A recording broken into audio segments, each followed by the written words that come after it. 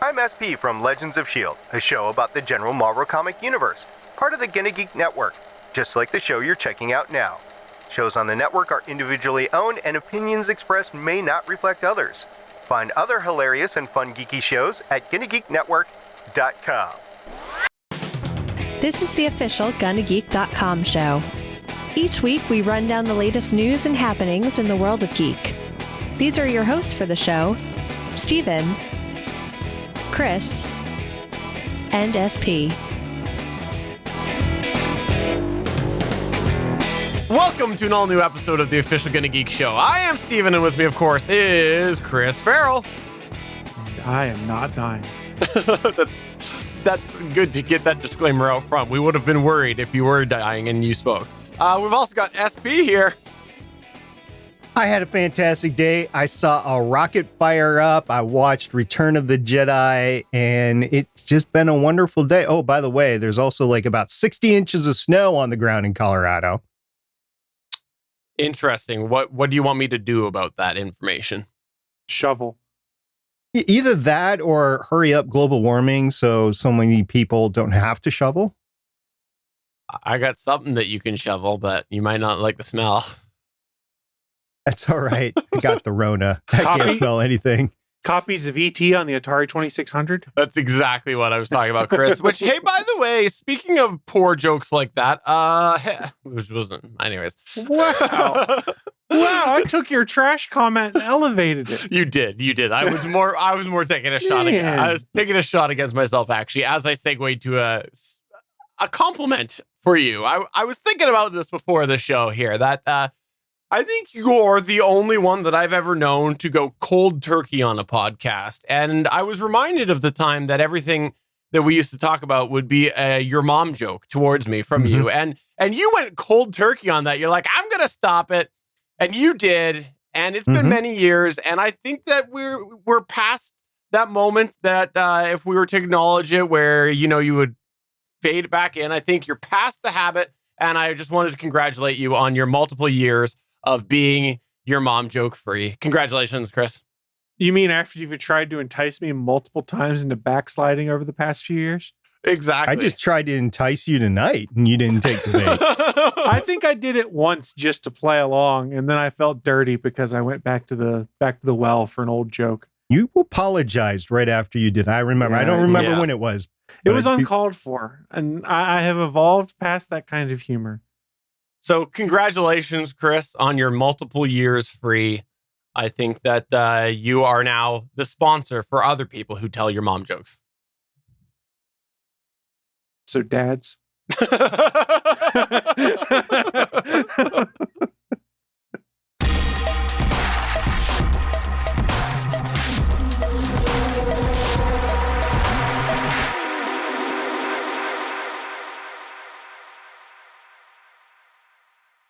All right, let's start off here with some news that comes out of the world of Apple. If this is the first time you're checking out the Gonna Geek Show, first off, thank you for joining us. And secondly, what you're going to come to find is that there is a big Apple hater on this podcast, and his name is SP. Chris and I are massive Apple fans, and so today I just wanted to go and give exposure to an Apple product that I think is doing pretty well. And this is all about the Apple HomePod. The original AirPods? No, the HomePod. What the home mod? You're modding your house? What? I don't understand. What is this? The Apple HomePod was designed back in 2018 as a smart speaker, and it's now discontinued. Yes, Apple has gone and announced that they are discontinuing the original 2018 HomePod. In 2018, when it launched, it had a mixture of reviews. On one hand, the audio profile blew away a ton of the competition that was available in the smart speaker market at the time. On the other hand, it was very high priced compared to the other smart speakers at $349 US at launch, and then settled around the $300 mark at launch or after launch and continued on there. Plus, I want to specify here. It's $349, not $3.49. I just want to make sure everybody knows. I appreciate that. Yes, $349 at launch, settled at $299 was where it leveled out to.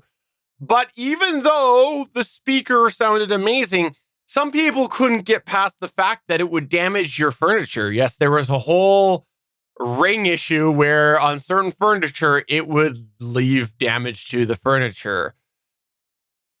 But they are now shifting focus, Apple, because last year they introduced the HomePod Mini, which is a smaller version of the HomePod, still using Siri and still putting out pretty decent quality audio for the size. And apparently that is the direction they are going to go. Quote, "We are focusing our efforts on HomePod Mini. We are discontinuing the original HomePod. It will continue to be available while supplies last through Apple Online Store, Apple Retail Stores, and Apple Authorized Resellers," end quote. That was a quote from Apple to TechCrunch.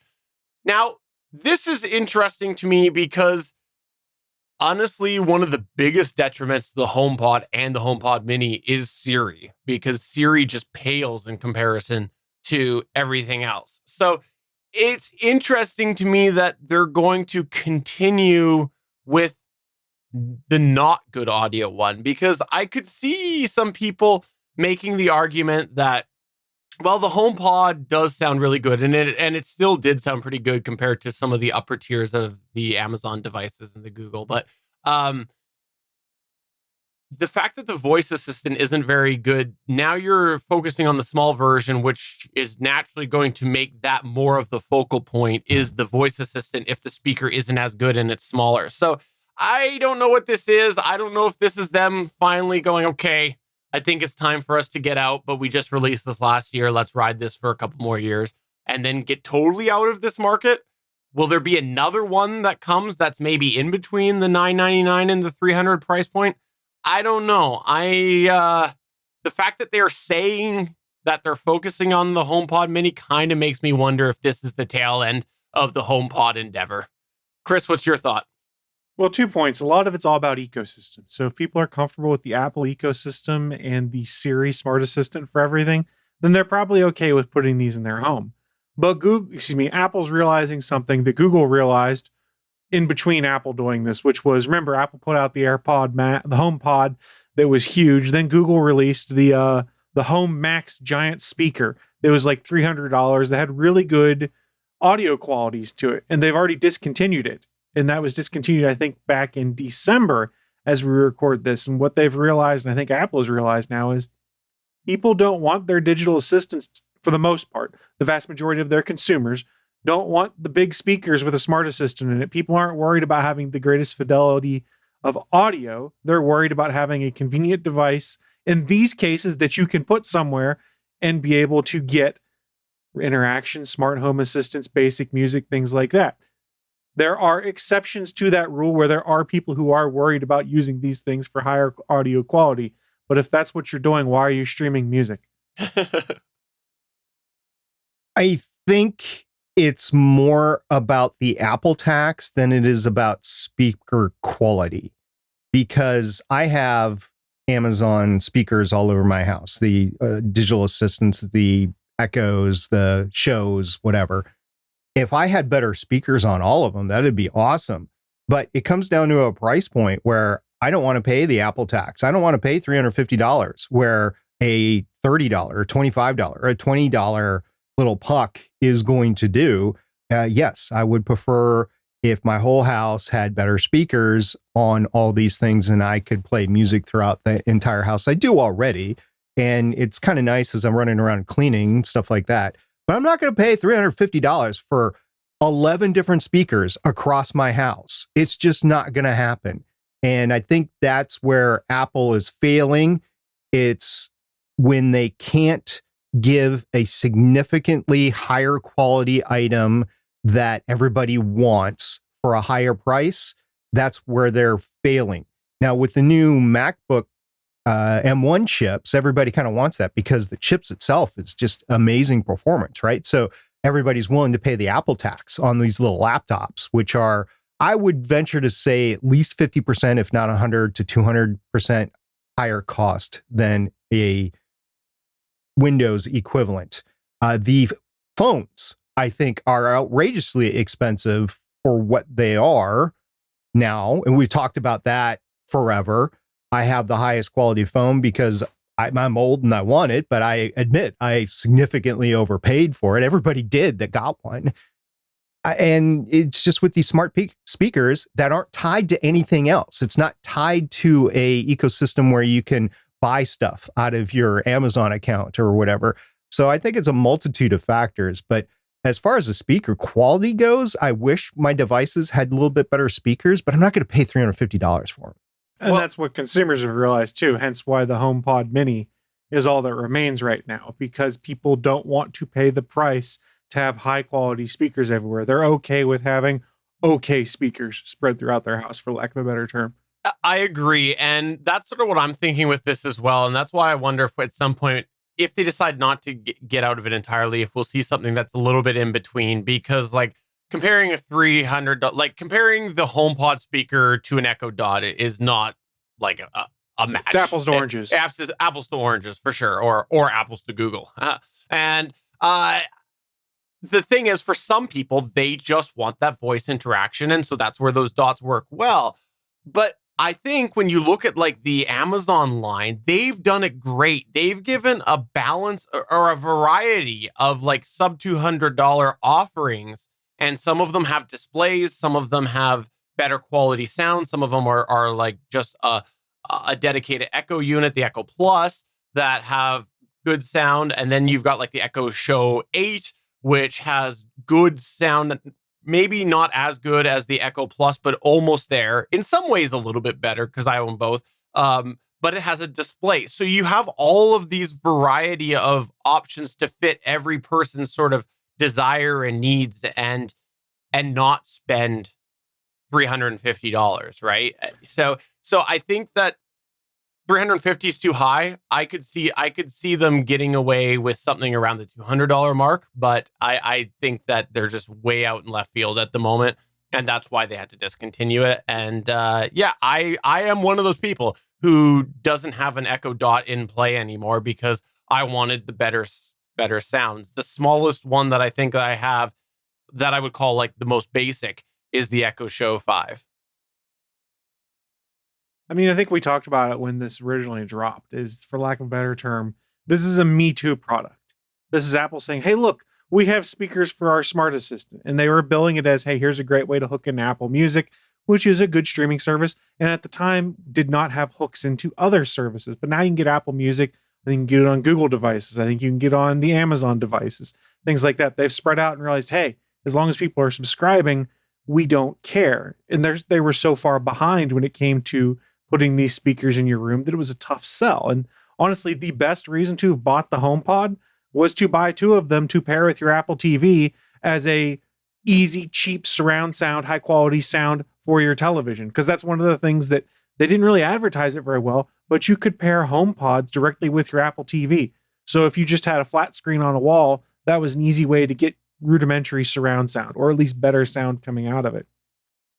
I don't think this is a bad thing. I think I wouldn't be shocked if Apple eventually decides to get out of this market, because I don't see it as being a big winner for them. They sell a few, and maybe it helps them drive some Apple Music subscriptions, but probably not enough to make them say we have to keep this line of hardware going. And that's fine. I think there's nothing wrong with saying this may not have panned out how we want and backing out of it. That's true.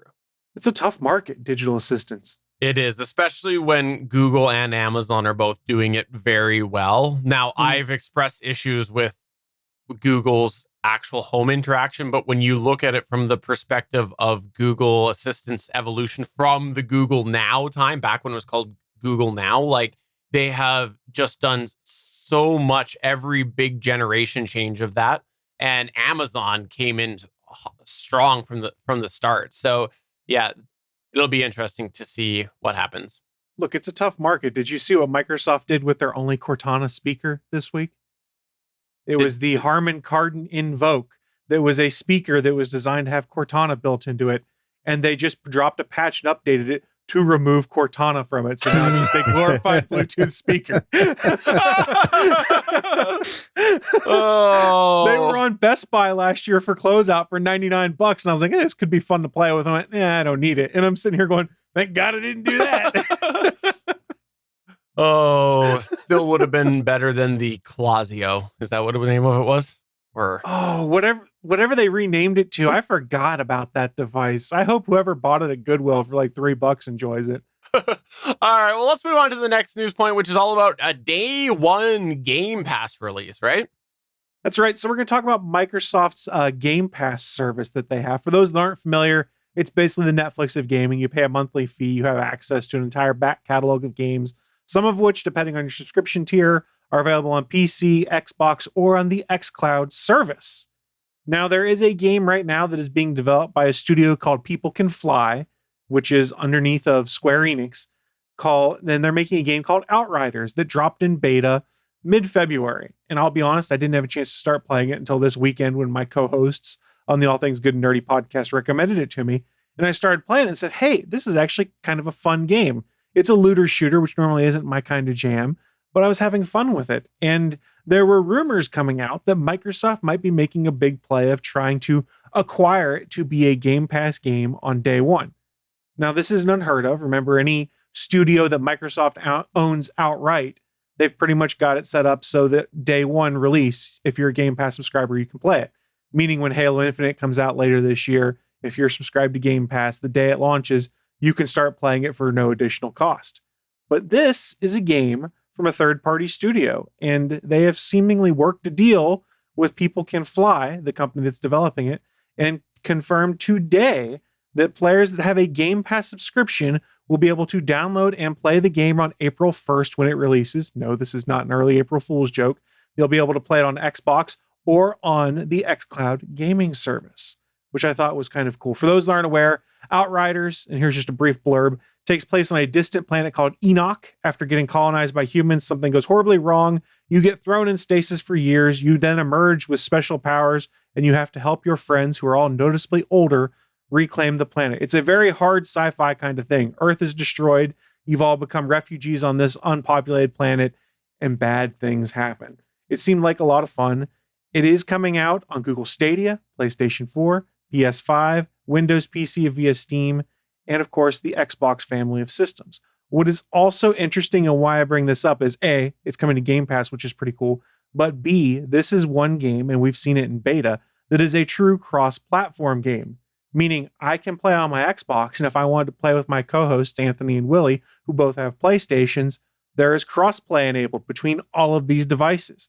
So it doesn't matter what ecosystem you've bought into, you can play Outriders with anyone else. And this is a big deal to me because I'm bought into one ecosystem, my friends bought into another, and now I've got a chance to play a looter shooter game with my friends, and I'm looking forward to it. And while we're talking about it, I sort of get the play that Square Enix / People Can Fly are making here.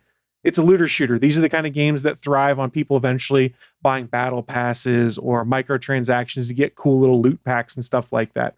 So while they might miss out on the $60 up front because people aren't buying it, they're getting it through Game Pass. They do get paid by Microsoft for being on Game Pass, by the way. They're going to make it so that people are more likely to be like, well, I'm getting this as part of my subscription. Let me buy the battle pass this month because I'm enjoying it. Or let me buy some of these cool skin packs because I'm effectively playing the game for free in my mind because it's part of a subscription I already paid for. So it's an interesting play, and I think it's going to be interesting to see how well this game does on Game Pass when it drops on April 1st, because it could be an interesting new model for third-party developers to pick up, which is, yeah, Game Pass might be smarter for us just to be part of it and then bank on people buying things after the fact.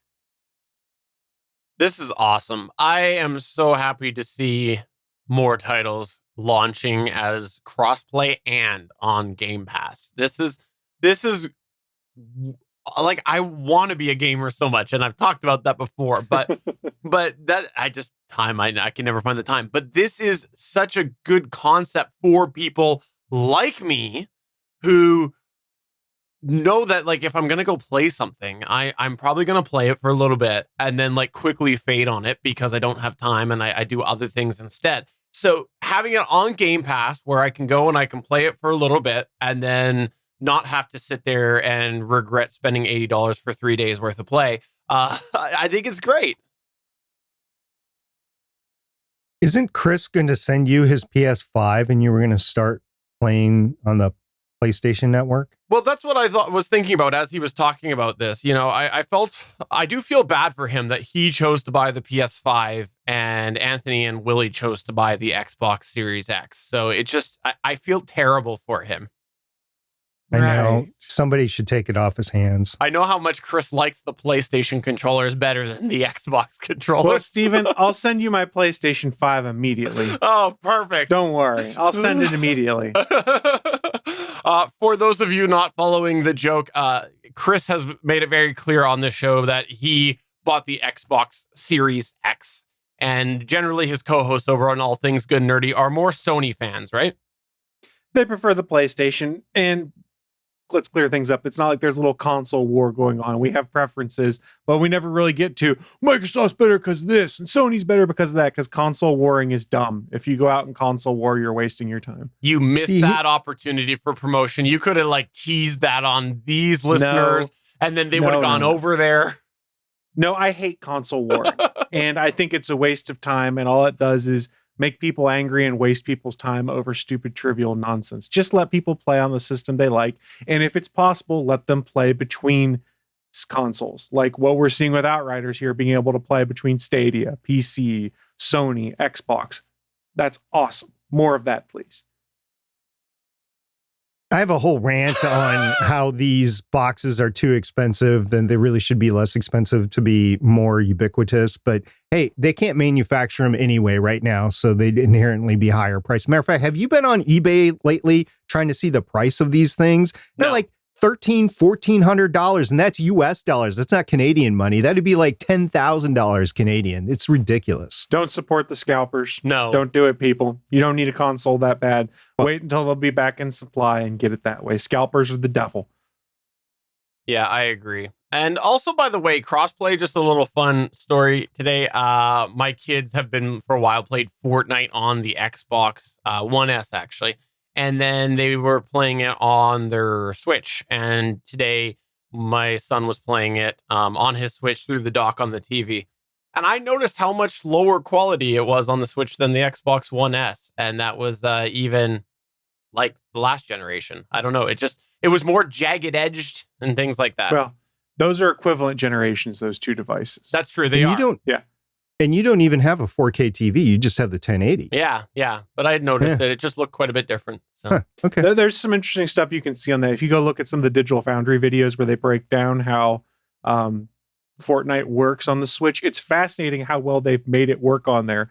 And they get into the compromises they made to do it. But yeah, it's not a very powerful chipset in there to do the same things that even the ancient Xbox One chipsets were able to do.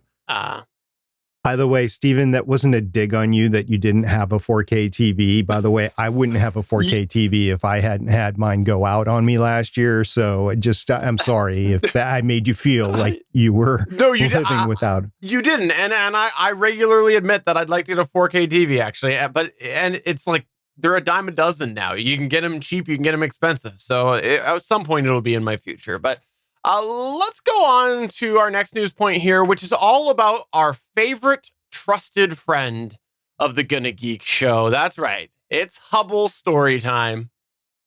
Yeah, we have got a Hubble news story again. I had kind of not done any Hubble news stories in the past, but in deference to my two co-hosts and their love for the Hubble, I just needed to bring this back because it was a close call this past week. And oh, by the way, we have another update after that. But let's talk about the Hubble first. On a NASA statement that was made on the 12th of March, 2021 on their website. They have a blog on their website, by the way, with all these news stories. So if you just go to nasa.gov, you'll find the blog over there. It's, quote, "The Hubble Space Telescope returned to science operations on Thursday, March 11th at 8 p.m. Eastern Standard Time. Wide Field Camera 3 remains suspended while the team investigates a low voltage issue that prevented it from returning to operations. The telescope has completed its first observation since returning to science mode using the Cosmic Origins spectrograph instrument to map gas flows in an active galactic nuclei," unquote. So a couple of things of note there. First of all, Hubble telescope went offline, and we talked about it last week with the software glitch.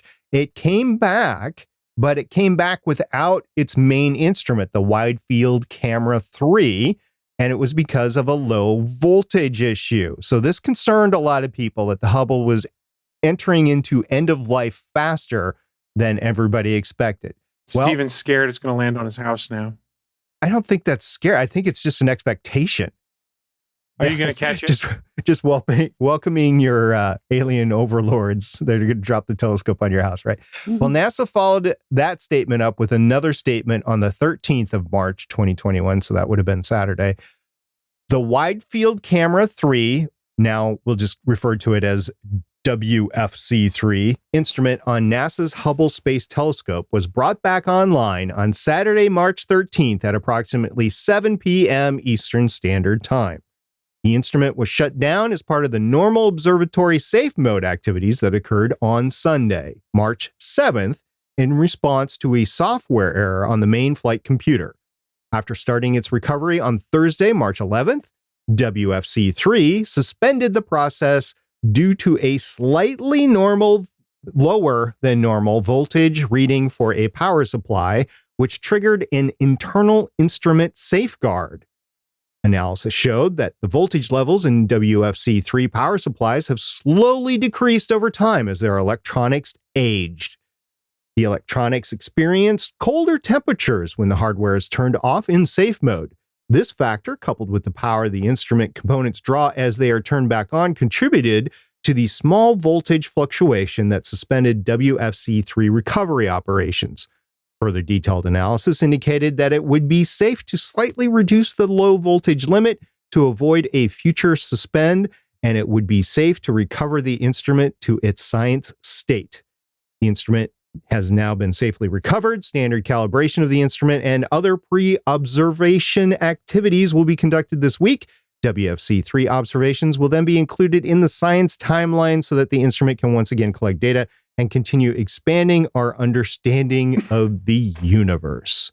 So yay! You guys got the Hubble back, but oh no, you guys got a 30-year-old car back that is needing to go into the shop quite a bit. I can still get to Walmart with this analogy. I was going to say, like, you can go and you could buy yourself a brand new, like, let's go with something basic, like a brand new Toyota Corolla. Okay, that's new.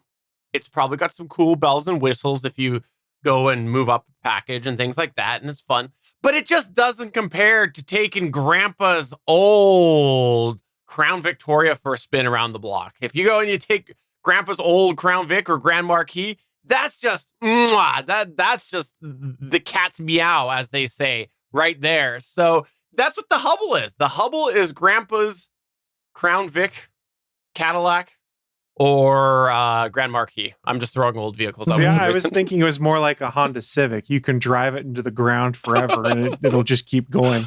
Because there's one gal I work with who has like a 30-year-old Honda Civic that she's got like 350,000 miles on, and the thing's still going strong. It's insane. Yeah, that's true. You guys can have your old cars. I'll take my Cybertruck when it comes in. Well, your Cybertruck ain't in space yet, is it? My car's in space in this analogy. I see. All right. Don't you wish you had gone with a Tesla for your example, SP? Right? You'd be good then. If you said Tesla Cybertruck Roadster. is a Tesla. It's not a Tesla Roadster. Yeah, sorry. No, it's not. I meant to It's say not a Roadster. You're right. Yeah. Also, though, actually, really side note before we go on, I do want to say, though, this whole breakdown of what went wrong with Hubble really made me think about, like, how cool it would be to actually, like, see the Hubble right now, because it was, 1990 it was launched, and it would be really weird to see the 1990s technology that was in there. Like, you know, and you think about what's going up now, and if you put them side by side, just, I don't know, it would be just kind of fun to think of this big, huge part of our space exploration. And it's like, in some ways, we rely on it so much. And then if you actually look at the 1990s technology, be like, yeah, that's old. That's old. It'd be fun to bring it back to Earth, maybe put a new mirror in it, put new electronics and set it back up. But on the other hand, that'd be like restoring, a 1956 Buick with all new components on the inside, sure, it's going to look like a brand new 1956 Buick, but would you rather have that, or would you rather have a new, they don't make them anymore, but Roadster, as you said, or a Tesla Cybertruck, or, you name your new car. I'd rather have the new car because it's going to last for a while. I mean, it's cool to show off and take to shows and museums and stuff, but you just don't want to do day-to-day stuff with it anymore just because it's so old. It's like dropping a V8 in a Tesla Model S. Side note, there are people doing it. It's pretty cool. I was going to say, I bet you there's some people that have done it, and vice versa. I bet you there's a lot of people out there that have done electric conversions on cars that, Rich Rebuilds, who was known for a lot of his Tesla rebuilds and things like that, he's currently putting a V8 inside a Model S, and it's just absolutely fascinating. We're on a complete tangent here, I realize, but how to retrofit the body of an electric car to fit like a transmission tunnel and stuff like that. It's a fascinating watch.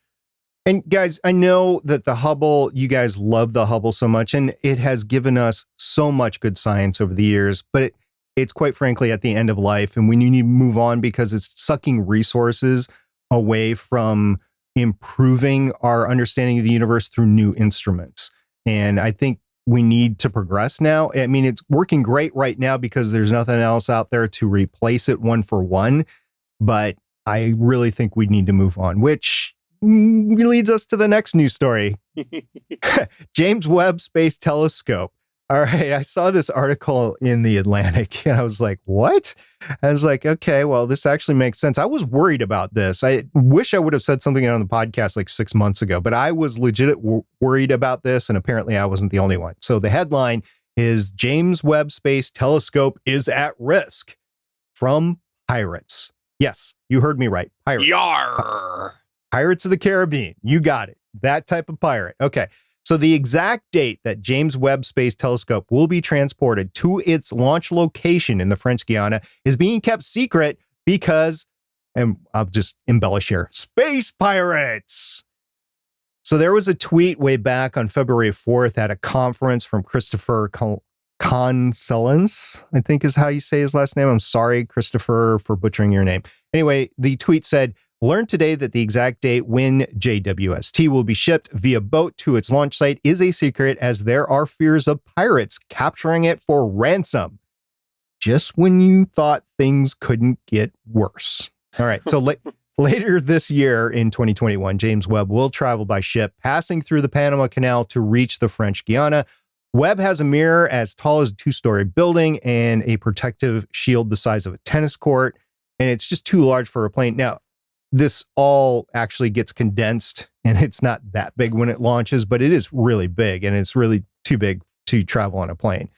So there has not been any reporting considering the amount of the ransom that would be charged for the James Webb at the time of our recording, but I'm thinking it would be substantial. Plus it would put all the timelines backwards and everything.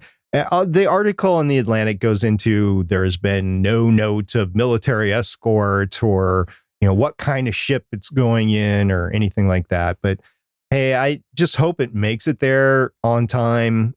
It's not like it's got a definitive launch window based on orbital mechanics. It's not like we're sending it to another planet and it has to launch at a certain time. It's going to a Lagrange point, which we can launch at any time, really. But it would really be nice for the program's schedule, since it is, I don't know, about 14 years late. It would be nice to get it into space now. Are they transporting this on a ship called the Lumerian Star by chance? I was going to bring that up, Chris. I'm glad you did. I really am. So for those that don't know, that was the ship in the Marvel's movies, the Avengers movies that was aborted, and it was actually a SpaceX ship, if I believe, at the time, a real SpaceX ship. So it's not that I know. Besides, that wasn't a cargo ship. That was like a working ship. But it did have stuff they were launching into space on it. Well, yeah. Yeah. That was my connection there. I was going for the deep pull. I'm glad you got my reference. I did. I picked up your reference. I understood that reference on your left. All I know is that this, to me, seems a little bit like laying the groundwork for the truth, which is the fact that it's just never actually going to be in existence. It fell apart a long time ago. It doesn't exist. And so this is what it is they'll be like, okay, oh, someone stole it. Oh, sorry. We got nothing to put up there anymore. See, I figured your truth was that the Earth is flat. I thought that's the truth that you were going for. No. And you just went right over that No. to... This is all just going to be a big cover up. That's what it is. And they've planted the seed. And then once it, quote, is stolen by pirates, then they've made us all think about that and we'll believe them. Let me ask you this. If you plant the seed on the reverse side of the flat Earth, does it grow down? Yes, it does. Okay. Down is relative. That's actually what happened to the James Webb, is that it got pushed off the edge of the flat Earth. That's what happened. I could believe that of a great many things. Send all of your hate mail to js@gonnageek.com. That's No. JS. Go ahead, Steven at gonnageek.com. Yeah, sure. Well, I'll take that this time. That works for me. All right. Well, let's talk about Microsoft Teams issues. This just happened today. We're recording this today on Monday, March 15th, 2021. Microsoft said today that it was rolling back a recent change to its authentication system that affected thousands of users of various services, including the very popular Microsoft Teams app. Outage tracking website downdetector.com showed that more than 26,000 people had reported issues with Teams, while over 3,000 users at the time of this article being written reported issues with Office 365. Microsoft did acknowledge in a tweet that they were rolling back the issue, but that it was taking longer than expected to do the rollback. And this affected a variety of different services, as you might expect if it's tied to the authentication system. And the reason I wanted to bring this up right now is because I think the era we're in at the moment, like if you looked a year ago, maybe a year and a month ago, at an outage like this, you'd be like, yeah, okay, so some people lost Teams. Like some people lost a few Microsoft services, but we're in such a digital world now, and so much is tied to various Microsoft services that this will have affected a whole bunch of things. And I just went and looked in one of the articles I found. They had a bunch of tweets that they just pulled from the internet and a couple examples on like vaccine appointments. There was someone that had said that their notification list was not working anymore because of that. There was various classes that were canceled, of course, because of Teams issues. You had internal calendars.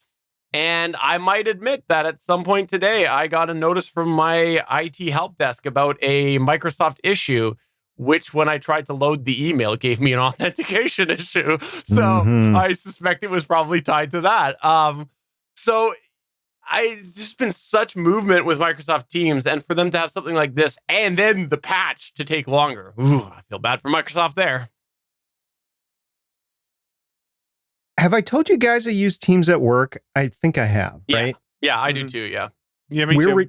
We're retiring Teams in about 90 days or something like that. We're just going to stop using it. There's really nothing to replace it. Nothing that's going to work from home as well as it does in the office. It's just going to go away. They decided not to buy the license. I don't know how much the license was, but they decided to get away from it. And also, I think for the most part, my type of work is being done back in the office, and everybody seems to be okay with that now, with the number of cases going down, at least for now, and the number of vaccinations going up. So I am going to be glad to get rid of Teams because of all these authentication issues. Let me tell you, authenticating Teams at work is a major pain in the rear end. But I'm going to be sad to see it go because it is the only thing that we've had connectivity to do telework and then be able to have that connectivity at work at the same time. So it's 50-50, glass half full, glass half empty sort of thing, 6 in one, half dozen the other. And I just personally, I'm going to be glad to see it go because then it's just back to business as usual for us. Well, but the thing is, like, there's different types of workplaces, right? And there are, we'll call them old school mindset workplaces, which end up having things like this where they can just eliminate a digital communication platform. And then there's ones that are cross regions that are a little bit more digitally thinking that couldn't remove Teams. They would need a replacement. And like you said, you guys don't have a replacement. That's because there isn't a lot that is going head to head with Teams right now. Like, so many of them were using Skype for Business. Well, then Microsoft pulled out of Skype for Business and moved towards Replaced Teams. it with Teams. With Teams. So there is, like, Teams is, you guys, you may be able to get rid of it at your workplace, but there are so many that wouldn't be able to. And I think that's actually the future of the workplace, is not be relying on the face-to-face communications. I think that's my future. Do you know if your workplace has tried to use Slack or any alternative to Teams, or is Teams it? The thing is, they're not, I don't think, like, in my opinion, and this is my personal opinion, I don't think that Slack is true competition for Teams. I think that there are elements that they try to do with like Teams channels compared to Slack. But I think when you look at the overall product of Teams, right from that area to communication, like to meetings, to email, like all File of that sharing, integration, that file sharing, like, because it's all getting worked into Teams. I don't think Slack's anywhere near Teams.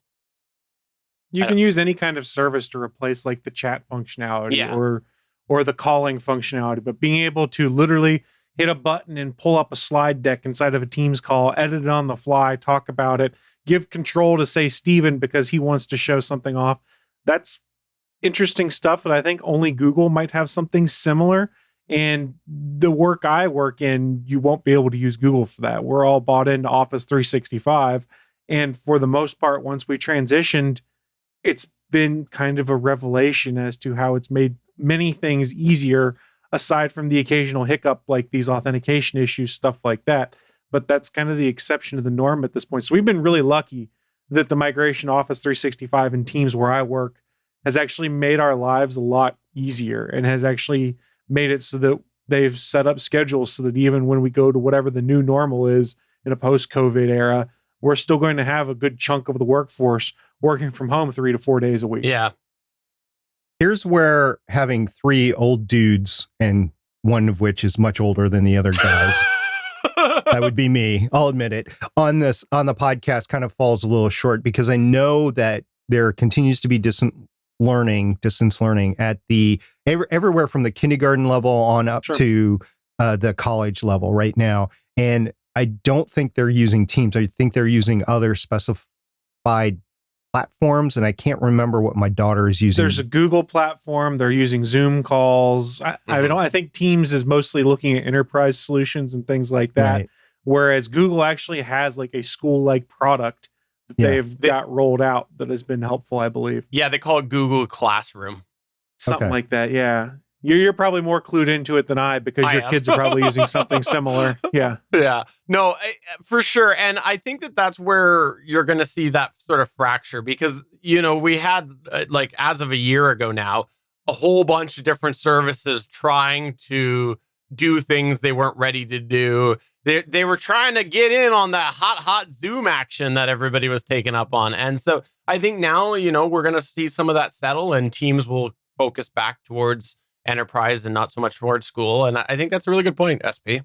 So, yeah, I was just thinking of the next generation stuff. Like, so many people that start up in like the 20s and the 30s, they exclusively use Apple computers. And why is that? It's because largely the education environment really rewards the people to have Apple, or maybe it's a status symbol or something like that. So the Mac OS system really wins out on college campuses. This could be similar, where you have a architecture for distance learning that wins in the classroom environment, and then you try to translate that to the business environment. And it wouldn't be until the people working the IT that are out of college say, hey, I use this in college, I think we could use this, or maybe parents with kids or whatever, that classroom environments start to get more businessy as a competition to Teams. Because you're right, Chris, I think this is going to continue into the new normal. My work is unique in that most of my work can't be done from home, but everybody else can work from home. So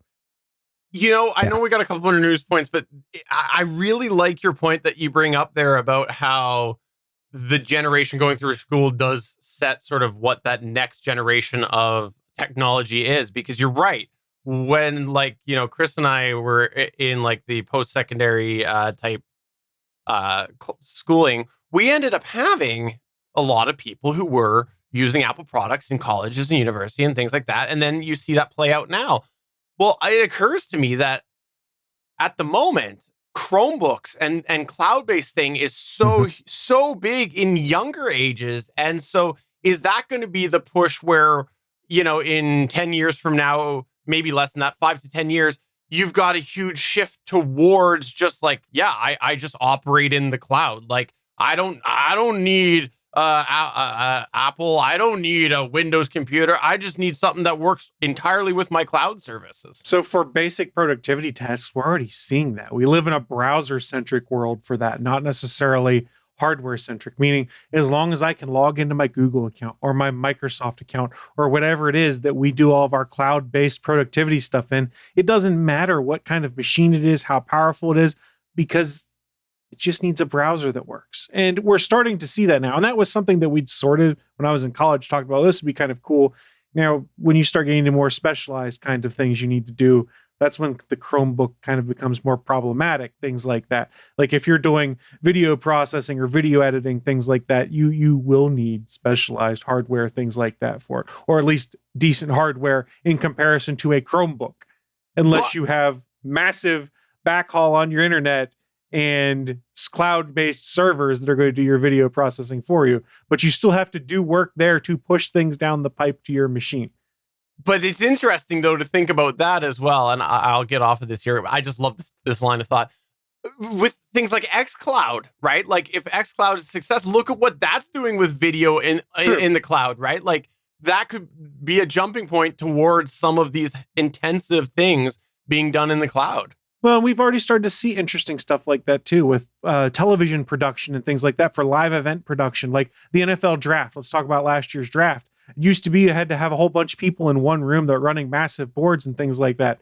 They then shifted to, okay, this guy's in his house. He's got like 6 different computers spun up and things like that. But the production doesn't all have to be on site. We've seen it with sports to a lesser extent, where it used to be you always had the commentator and the color commentator sitting at a desk courtside.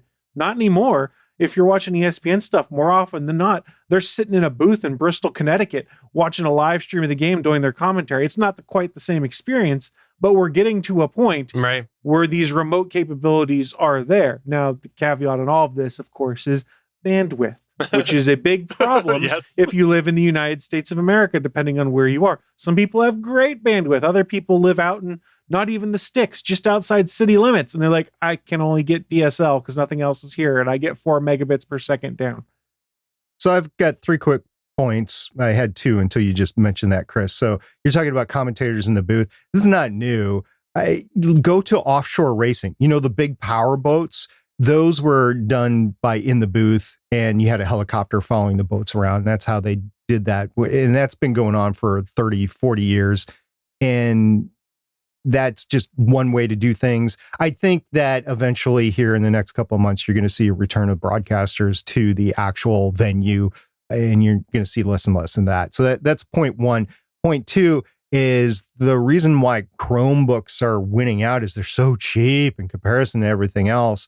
And I think you're going to see some real ingenuity for kids that want to push the limits on these things.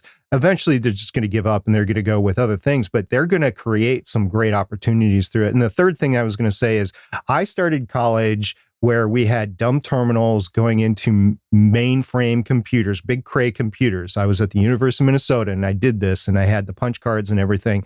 Well, we're kind of right back in there. Instead of a mainframe computer, you have the cloud. So I think it's an interesting cycle to have gone through the past 40, 50 years. Well, that's our news point about Teams issues. All right, well, let's go on to other Microsoft news, which is about Edge. Yeah, so we'll make this one kind of quick, but I made the point in the last news story that it's all becoming less and less about what the hardware is you have and more about the browser you have, which is seemingly something that Google, Mozilla, Microsoft have all started realizing. So if you've been using one of these modern browsers, you've probably seen that updates are coming about every 6 to 8 weeks as it was. Well, Microsoft did announce last week that they're going to be switching to a 4-week release cycle for their stable builds of Edge later this year, that starting with Edge 94, which drops in September. Earlier this year, Google had also announced Chrome is going to be moving to that same cycle with Chrome 94 sometime in the third quarter of 2021 as an effort to get more features out faster in stable builds. And since Edge is built on the Chromium engine, sort of makes sense that Microsoft would follow them down that same path. So why didn't I mention Mozilla's Firefox? They did this in early 2020, which I didn't realize, and moved to 4-week development cycles and putting new builds out, which is kind of awesome, kind of cool. Now, this is me saying that as an end user who doesn't live on enterprise systems and have to worry about IT security and going through and double checking to make sure there's no holes. They did mention that 4-week cycles might not be ideal for everyone, especially enterprise customers. So Microsoft is going to be rolling out what they're calling the extended stable option, through which Microsoft is going to roll out major Edge updates every 8 weeks and then bi-weekly security updates to those who choose that option.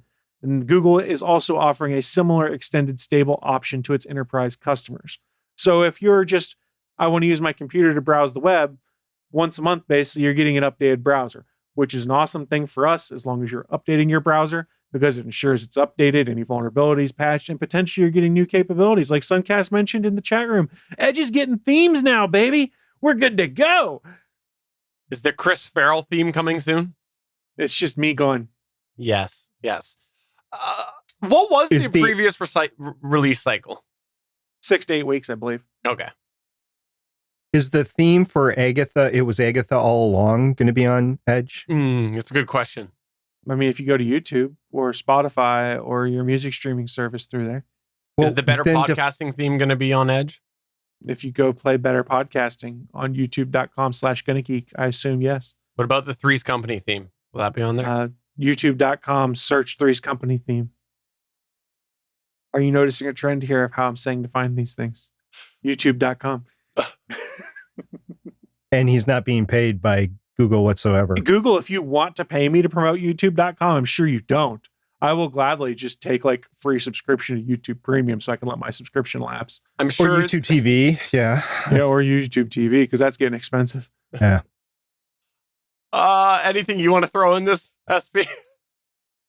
For Edge, I have not used Firefox for a very long time. I transitioned from Firefox over to Chrome, and just lately I've been using Edge. So I've been going back and forth between Chrome and Edge, especially at work. Whichever will work best for me, basically. If I'm having trouble with one, I'll go to the other. I'm fine with either of those browsers. I do have access to Firefox at work. I just haven't used it. So I guess it's in my bag of tricks. I think we also have access to Opera, I want to say, which is interesting, but I just stick with the main things. Look, I'm at work and I want to get things done. I don't sit there and try new things, that sort of stuff. So not unless the guy next to me or the gal next to me has success with another browser do I do. One of the new guys that works for me does use Firefox as his second browser, and he's been having some luck. So I might actually try that out. And if you're using Edge, like we said, it's all built off Chromium. So it's very similar to Google Chrome. It's basically a forked variant of Chromium. And it's really interesting, the working relationship that Microsoft and Google have developed towards updating that engine, where Microsoft fixed a bunch of stuff and Google was like, ooh, that's awesome, when they checked it into the code repository and then folded it into Chrome. It's kind of cool. All right, well, let's move on to our last news points here. Close this up with a little bit more space news, SP. Yeah, you guys knew it was coming. I was going to talk a little bit about SpaceX, but before I get there, I'm going to talk about Boeing and NASA. So NASA is targeting March 18th, this week, Thursday, the day after St. Patrick's Day, for a critical engine test of its Space Launch System moon rocket.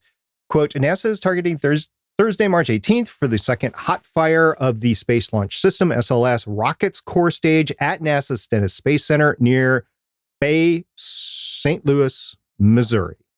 Okay, this hot fire is the last test before the Artemis 1 core stage is shipped to the agency's Kennedy Space Center for assembly and integration with the rest of the rocket's major elements and the Orion spacecraft.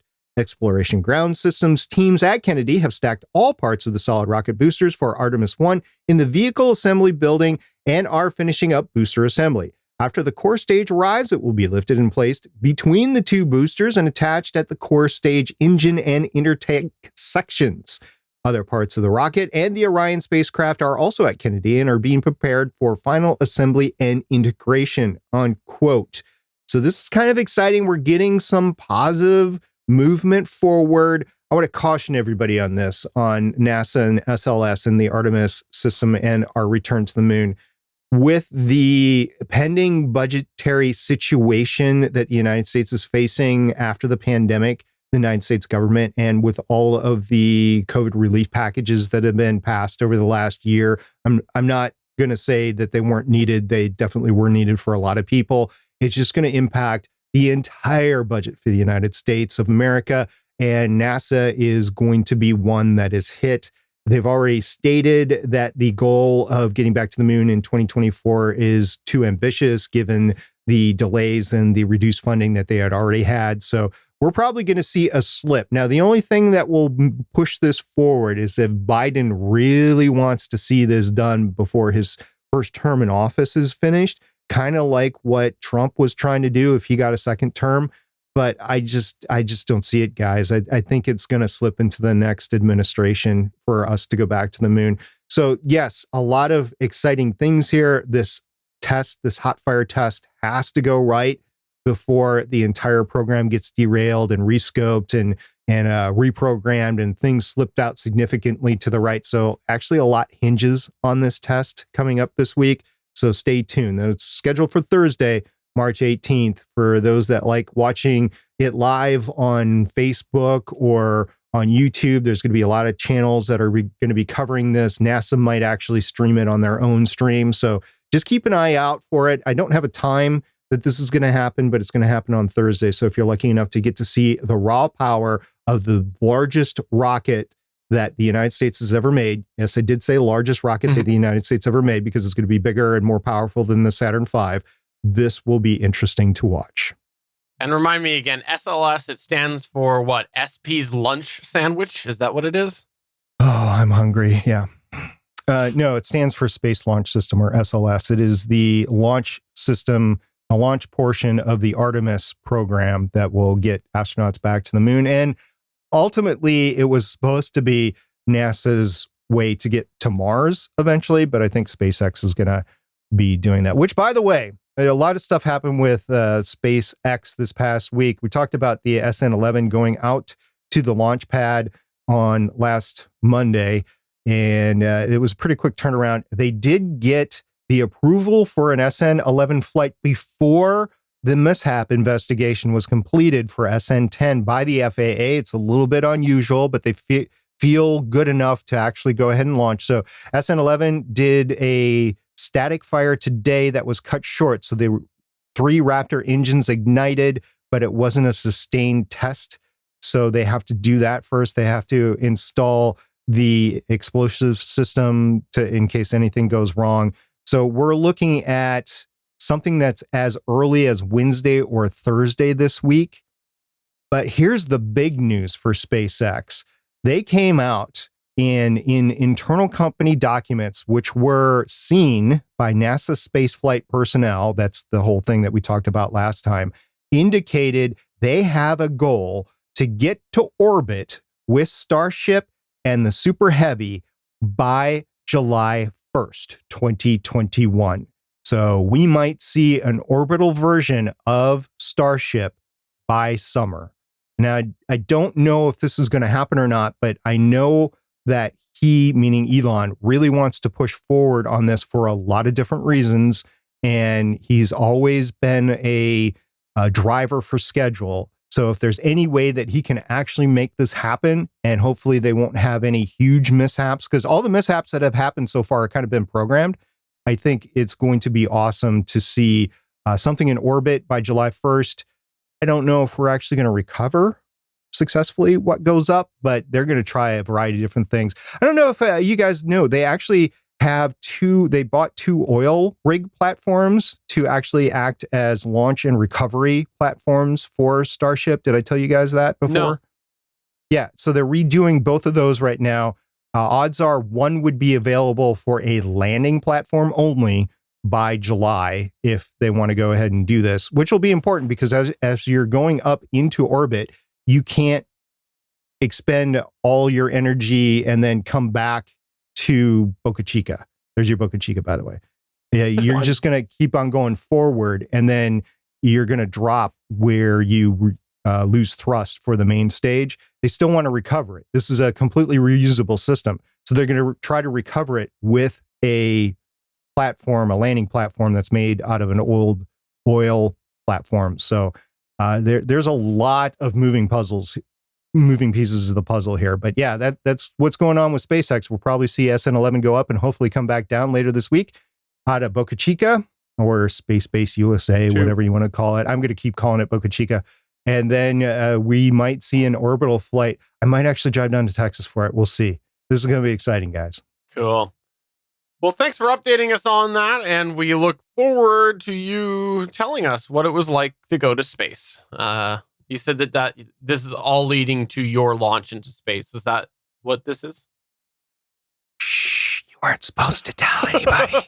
To visit Suncast. By the way, if you want to get, I guess it's the 15th. So the deadline is today. If you want to get on the SpaceX trip around the moon that's being financed by the Japanese billionaire, today is the deadline to get in to put your name in the hat for the initial round. So hopefully those that have wanted to get on board that have put their name in the hat. I left my wallet at home. You are at home, Stephen. All right. Well, thanks everybody for checking out another episode of the Gonna Geek Show. Before we go, let's take a moment here to talk about where we've all been doing things lately. I know that Chris Farrell, you mentioned All Things Good and Nerdy, but is there anything else that you would like to plug or promote, or plug that as well? Just a friendly reminder, that there is other live content on the Gonna Geek Network. If you're watching us right now on Geeks.live as we record this live on Monday evening, you can scroll down to the bottom of the page, see our calendar of all of the other upcoming live events, and we really do encourage you, pop on over, check out some of these other live shows, and tell them that we sent you. SP? After that wonderful plug of the network, Chris, I'm going to feel really selfish by saying Legends of S.H.I.E.L.D. We just completed our WandaVision coverage. We had an exciting recording yesterday about The Punisher Season 2 with Chris from Play Comics. But the real news there is that next week we got Falcon and the Winter Soldier. Really excited about watching that. And I guess the girls are going to try to watch it with me. So we'll see about that. But I'm definitely going to watch it. We're going to podcast about it. 5 p.m. Eastern Standard Time, Sunday, Geeks.live. We'll be recording. If you have anything you want to tell us about your watch of Falcon and the Winter Soldier, just get it into us. Anyway, Stargate Pioneer at GonnaGeek.com or catch us on our Discord server, which you can find at GonnaGeek.com/Discord. Awesome. So for episode number 369 of the official Gonna Geek Show, I'm Stephen John Drew saying 30 years, 10 months, and 19 days as of today is how long the Hubble has been on its mission. Yes, Stephen, but how long was it actually manufactured? You got to go back in time for that. Hey guys, I'm SP saying we'll see you guys in 2 weeks. 2 weeks, no show next week. See you in 2 weeks. I'm Chris. Hubble going to drop on Steven's house. And yes, yeah, we won't have a show next week. Thank you, SB. Bye. Bye.